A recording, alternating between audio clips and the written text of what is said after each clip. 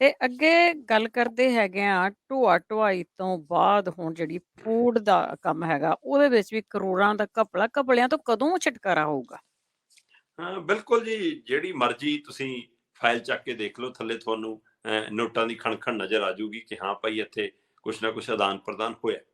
ਸੋ ਇਹ ਵੱਡਾ ਸਵਾਲ ਹੈ ਕਿ ਇਹ ਸਰਕਾਰੀ ਅਦਾਰਿਆਂ ਦੇ ਵਿੱਚ ਕੰਮ ਕਰਦੇ ਮੁਲਾਜ਼ਮ ਇੱਕ ਪਾਸੇ ਰੌਲਾ ਪਾਉਂਦੇ ਨੇ ਕਿ ਹਾਂ ਭਾਈ, ਸਰਕਾਰ ਪ੍ਰਾਈਵੇਟਕਰਨ ਕਰ ਰਹੀ ਹੈ, ਇਹ ਗਲਤ ਹੈ, ਹੱਕ ਮਾਰੇ ਜਾ ਰਹੇ ਨੇ, ਸਾਰੀਆਂ ਅਦਾਰਿਆਂ ਦਾ ਪ੍ਰਾਈਵੇਟਕਰਨ ਹੋ ਰਿਹਾ। ਦੂਸਰੇ ਪਾਸੇ ਜਦੋਂ ਅਜਿਹੇ ਮਸਲੇ ਆਉਂਦੇ ਨੇ ਤਾਂ ਲੋਕਾਂ ਨੂੰ ਲੱਗਦਾ ਕਿ ਭਾਈ, ਸਾਡਾ ਹਿੱਸਾ ਤੁਸੀਂ ਛਕੀ ਜਾਂਦੇ ਹੋ, ਸਾਡੇ ਹਿੱਸੇ ਦਾ ਕੰਮ ਵੀ ਨਹੀਂ ਤੁਸੀਂ ਕਰਦੇ, ਤੇ ਘਪਲੇ ਵੀ ਕਰੀ ਜਾਂਦੇ ਹੋ, ਫਿਰ ਇਹਨਾਂ ਦਾ ਪ੍ਰਾਈਵੇਟ ਚੰਗੇ। ਸੋ ਇਹ ਚੀਜ਼ਾਂ ਖੁਦ ਆਧਾਰ ਬਣਾ ਕੇ ਦੇ ਰਹੀਆਂ ਪ੍ਰਾਈਵੇਟਕਰਨ ਹੋਣ ਦਾ। ਕੱਲ ਅਸੀਂ ਗੱਲ ਕਰ ਰਹੇ ਸੀਗੇ ਕਿ ਵਿਜੀਲੈਂਸ ਨੇ ਜੀ 2 ਅਧਿਕਾਰੀ ਚੱਕੇ ਨੇ ਫੂਡ ਐਂਡ ਸਪਲਾਈ ਵਿਭਾਗ ਦੇ, ਜਿਨ੍ਹਾਂ ਨੇ 3-3 ਮਤਲਬ ਕਿ ਲੱਖ ਰੁਪਈਏ ਦੇ ਪਿੱਛੇ ਹੀ ਮਤਲਬ ਮੋਟਰਸਾਈਕਲਾਂ ਨੂੰ, ਸਕੂਟਰਾਂ ਨੂੰ, ਐਕਟਿਵਾ ਨੂੰ ਟਰੱਕਾਂ ਦੇ ਰੂਪ ਚ ਦਿਖਾਤਾ, ਤੇ ਉਹਨਾਂ ਦੇ ਢੋਆ ਢੁਆਈ ਦਿਖਾਤੀ ਤੇ ਘਪਲਾ ਹੋਇਆ। ਉਹ ਫੂਡ ਐਂਡ ਸਪਲਾਈ ਅਫਸਰਾਂ ਦੇ ਹਵਾਲੇ ਨਾਲ ਮਤਲਬ ਕਿ ਮਾਮਲਾ ਵੱਧ ਗਿਆ ਕਿ ਨਹੀਂ ਜੀ, ਇਹਨਾਂ ਨਾਲ ਧੱਕਾ ਹੋ ਰਿਹਾ। ਫੂਡ ਐਂਡ ਸਪਲਾਈ ਅਫਸਰ ਉਹਨਾਂ ਦੀ ਪਿੱਠ ਤੇ ਆਉਣ ਲਈ ਵੀ ਤਿਆਰ ਹੋ ਗਏ। ਪਰ ਇੱਧਰ ਇੱਕ ਨਵਾਂ ਆਟਾ ਦਾਲ ਸਕੀਮ ਵਾਲਾ ਘਪਲਾ ਹੁਣ ਹੋਰ ਸਾਹਮਣੇ ਆ ਗਿਆ।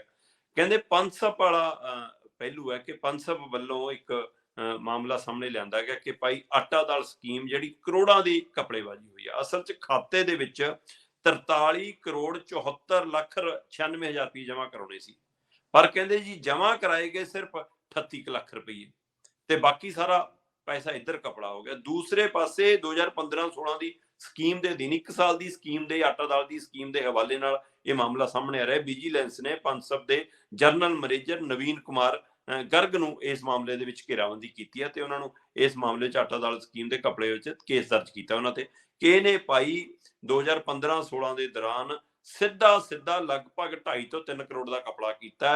ਇਹਨੇ ਸਰਕਾਰੀ ਖਜ਼ਾਨੇ ਦੇ ਵਿੱਚ ਕਹਿੰਦੇ ਜੀ 43 ਕਰੋੜ 74 ਲੱਖ ਦੇ ਕਰੀਬ ਰਾਸ਼ੀ ਜਮ੍ਹਾਂ ਕਰਾਉਣੀ ਸੀ, ਕਰਾਈ ਮਾਤਰ 38 ਲੱਖ 88 ਹਜ਼ਾਰੇ, ਬਾਕੀ ਸਾਰਾ ਪੈਸਾ ਗੋਲ ਹੋ ਗਿਆ।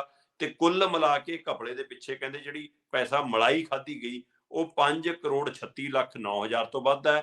ਪਰ ਜੇਕਰ ਤੁਸੀਂ ਵੱਡੇ ਅੰਕੜੇ ਦੇ ਵਿੱਚ ਦੇਖੋਗੇ, ਸਰਕਾਰ ਨੂੰ ਇਸ ਯੋਜਨਾ ਦੇ ਤਹਿਤ ਅਣਦੇਖੀ ਕਾਰਨ ਜਿਹੜਾ ਨੁਕਸਾਨ ਹੋਇਆ ਉਹ ਕਹਿੰਦੇ 64 ਕਰੋੜ ਤੋਂ ਵੀ ਜ਼ਿਆਦਾ ਜਾਂਦਾ। ਸੋ ਹੁਣ ਆਹ ਮਾਮਲਾ ਸਾਹਮਣੇ ਆ ਗਿਆ, ਤੇ ਇਸ ਮਾਮਲੇ ਦੇ ਹਵਾਲੇ ਨਾਲ ਇਹ ਮਾਮਲਾ ਭਖਿਆ।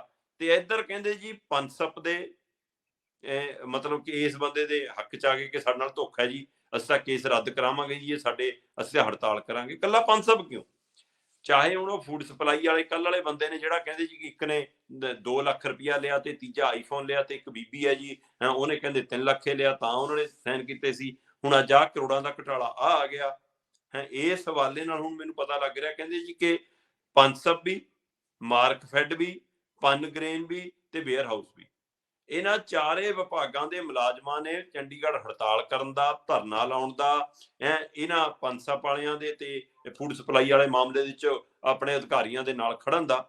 ਸੋ ਇਹ ਵਿਜੀਲੈਂਸ ਨਾਲ ਟਕਰਾਵ ਦੀ ਸਥਿਤੀ ਵੀ ਬਣ ਰਹੀ ਹੈ। ਇਹਨਾਂ ਵਿਭਾਗਾਂ ਦਾ, ਇਹਨਾਂ ਮੁਲਾਜ਼ਮਾਂ ਦਾ ਮੰਨਣਾ ਹੈ ਕਿ ਵਿਜੀਲੈਂਸ ਦੀ ਪੰਜਾਬ ਸਰਕਾਰ ਦੁਰਵਰਤੋਂ ਕਰ ਰਹੀ ਆ। ਜਾਣ ਬੁੱਝ ਕੇ ਵਿਜੀਲੈਂਸ ਨੂੰ ਮਤਲਬ ਕਿ ਇਸ ਢੰਗ ਨਾਲ ਵਰਤਿਆ ਜਾ ਰਿਹਾ ਤਾਂ ਕਿ ਪਿਛਲੀਆਂ ਸਰਕਾਰਾਂ ਦੇ ਹਵਾਲੇ ਨਾਲ ਸਾਰੇ ਮੁਲਾਜ਼ਮਾਂ ਨੂੰ ਵੀ ਕੇਸਾਂ 'ਚ ਫਸਾਇਆ ਜਾਵੇ, ਤਾਂ ਕਿ ਲੀਡਰਾਂ ਤੱਕ ਪਹੁੰਚ ਕੀਤੀ ਜਾਵੇ। ਇਹ ਲੜਾਈ ਕਹਿੰਦੇ ਰਾਜਨੀਤਿਕ ਹੈ, ਸਾਨੂੰ ਮੁਲਾਜ਼ਮਾਂ ਨੂੰ ਬੇਦੋਸ਼ੇ ਝੂਠੇ ਫਸਾਇਆ ਜਾ ਰਿਹਾ, ਇਸ ਲਈ ਅਸੀਂ ਸਾਰੇ ਇਕੱਠੇ ਹੋਏ ਹਾਂ। ਇੱਕ ਪਹਿਲੂ ਇਹ। ਦੂਸਰੇ ਪਾਸੇ ਵਿਜੀਲੈਂਸ ਕਹਿੰਦੀ ਨਹੀਂ ਜੀ, ਅਸੀਂ ਤੱਥਾਂ ਦੇ ਆਧਾਰ ਤੇ ਜਾਂਚ ਕੀਤੀ ਆ, ਅਸੀਂ ਤੱਥਾਂ ਦੇ ਆਧਾਰ ਤੇ ਹੀ ਪਨਸਪ ਵਾਲੇ ਮਾਮਲੇ 'ਚ ਹੱਥ ਪਾਇਆ, ਆਟਾ ਦਾਲ ਸਕੀਮ ਵਾਲੇ ਮਾਮਲੇ 'ਚ ਹੱਥ ਪਾਇਆ, ਅਸੀਂ ਤੱਥਾਂ ਦੇ ਆਧਾਰ ਤੇ ਹੀ ਫੂਡ ਐਂਡ ਸਪਲਾਈ ਵਾਲੇ ਮਾਮਲੇ 'ਚ ਹੱਥ ਪਾਇਆ, ਇਸ ਲਈ ਅਸੀਂ ਤੱਥਾਂ ਦੇ ਆਧਾਰ ਤੇ ਕਾਰਵਾਈ ਕਰ ਰਹੇ ਹਾਂ।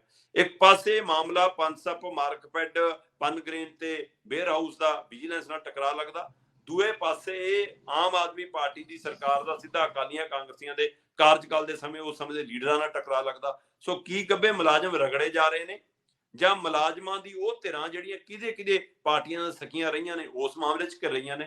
ਸੋ ਆਉਂਦੇ ਸਮੇਂ 'ਚ ਹੋ ਸਕਦਾ ਇਹ ਸਾਫ਼ ਹੋ ਜਾਵੇ। ਪਰ ਸਾਰਿਆਂ ਨੂੰ ਪਤਾ ਕਿ ਕੇਂਦਰ ਦੀ ਝੋਲੀ ਚੁੱਕਣੇ ਅੱਜ ਕੱਲ ਈਡੀ, ਇਨਕਮ ਟੈਕਸ, ਸੀਬੀਆਈ, ਚੋਣ ਕਮਿਸ਼ਨ, ਉਸੇ ਤਰ੍ਹਾਂ ਪੰਜਾਬ ਦੇ ਲਈ ਵੀ ਪੰਜਾਬ ਦੀਆਂ ਏਜੰਸੀਆਂ ਵੀ ਵਿਜੀਲੈਂਸ ਨੂੰ ਇਸੇ ਹਥਿਆਰ ਵਾਂਗ ਪਹਿਲਾਂ ਅਕਾਲੀ ਵੀ ਵਰਤਦੇ ਰਹੇ ਨੇ, ਕਾਂਗਰਸੀ ਵਰਤਦੇ ਰਹੇ ਨੇ, ਤੇ ਹੁਣ ਆਮ ਆਦਮੀ ਪਾਰਟੀ ਵੀ ਉਸੇ ਰਾਹ ਤੇ ਹੈ। ਸੋ ਇਸ ਲਈ ਇਸ ਨੂੰ ਇਸ ਨਜ਼ਰੀਏ ਤੋਂ ਵੀ ਦੇਖਿਆ ਜਾ ਰਿਹਾ, ਪਰ ਮਾਮਲਾ ਪੰਜਾਬ 'ਚ ਖੂਬ ਚਰਚਾ 'ਚ ਹੈ। ਬਿਲਕੁਲ ਜੀ, ਨਾ ਤਾਂ ਫਸਣ ਵਾਲੇ ਦੁੱਧ ਧੋਤੇ ਆ ਤੇ ਨਾ ਫਿਰ ਸਰਕਾਰਾਂ ਹੀ ਦੁੱਧ ਧੋਤੀਆਂ, ਰਲ ਮਿਲ ਕੇ ਬਹੁਤਾ ਕੁਛ ਆ ਤੇ